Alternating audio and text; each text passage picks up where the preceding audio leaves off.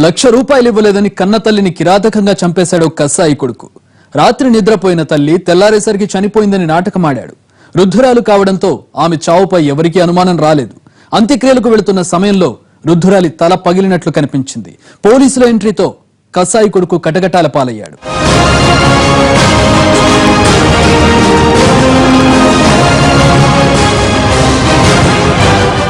కసాయి కొడుకు చేతిలో చనిపోయిన ఈ వృద్ధురాలి పేరు యానమ్మ. నెల్లూరు జిల్లాకు చెందిన యానమ్మ 3 పిల్లలను తీసుకుని బతుకు తెరువు కోసం కొన్నేళ్ల క్రితమే హైదరాబాద్కు వచ్చింది. కూలీ నాలీ చేసుకుంటూ మీర్పేటలో నివాసం ఉంటోంది. 2 కొడుకులు జీవితంలో సెటిల్ అయ్యారు. చిన్నవాడు కొండయ్య మాత్రం చెడు అలవాట్లకు బానిసయ్యాడు.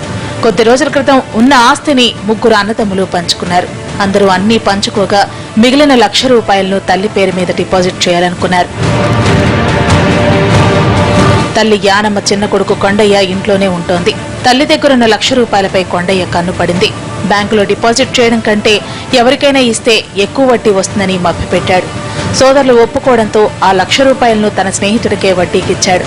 తాగుడుకు బానిసైన కొండయ్య 1,00,000 రూపాయలు ఎలాగైనా నొక్కేయాలనుకున్నాడు. స్నేహితుడికి ఇచ్చే 1,00,000 రూపాయలు తానే తీసుకుంటానన్నాడు.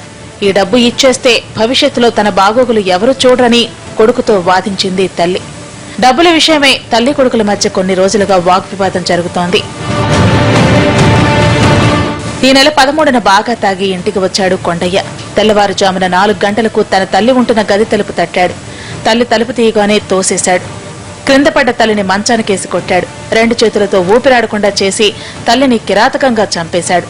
రక్తంతో తడిసిపోయిన తల్లి దుస్తులు మార్చేశాడు. వాటిని తీసుకెళ్లి నిర్మానుష్య ప్రాంతంలో కాల్చేశాడు. ఏమీ తెలియనట్టు తల్లి చనిపోయిందని గుండెలు పగిలేలా ఏడ్చేశాడు. సోదరులు దహన సంస్కారాలకు ఏర్పాట్లు చేశారు. యానమ్మ తల పగిలిపోయినట్టు కనిపించడంతో స్థానికులు పోలీసులకు సమాచారం ఇచ్చారు. మృతదేహాన్ని పోస్టుమార్టంకు పంపడంతో హత్య గురించి బయటపడింది. చులుపడం వల్ల ప్లస్ తలకు దెబ్బతగడంలో చనిపోయినట్టుగా మాకు నివేదిక వచ్చింది. ఆ నివేదిక మేరకు సెక్షన్ 302 అంటే మర్డర్ కేసు, సెక్షన్ 201 డిసపిరెన్స్ ఎవిడెన్స్ అంటే చంపిన తర్వాత ఆమె సాక్ష్యాలను తారుమారు చేసిన ఉద్దేశంతో 2 సెక్షన్ల కింద మేము సిఆర్పిసి 174 నుంచి 302 కింద కేసు మార్చాము. ఆ నివేదికను మా యొక్క ఆఫీసర్లకి అలాగే కోర్టుకు మేము తెలియపరిచాము.